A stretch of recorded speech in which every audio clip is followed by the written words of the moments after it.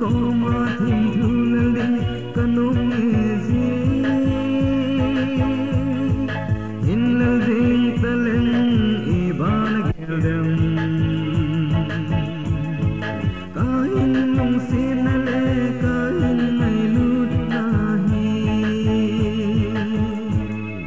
kam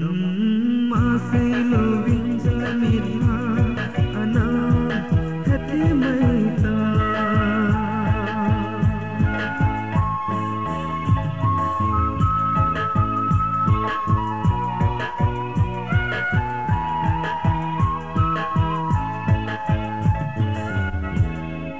na mer kamu jite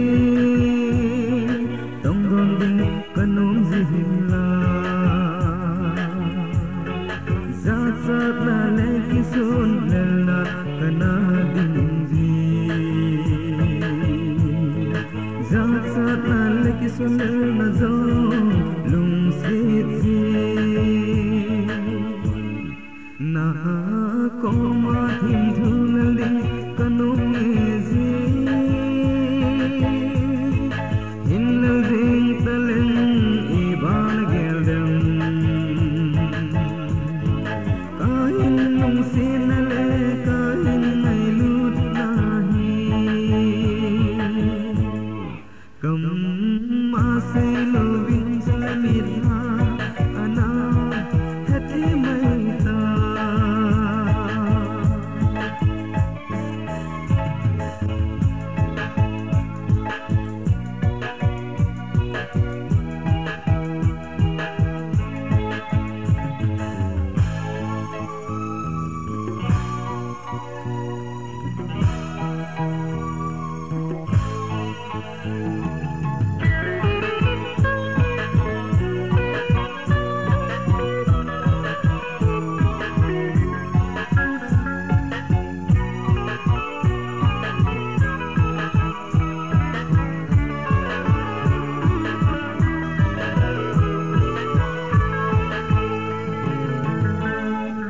ibang kamolo hilang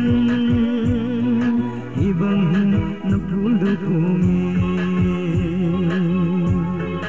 izong le dung sina zole anani pu ngal ko lo vintu anatsu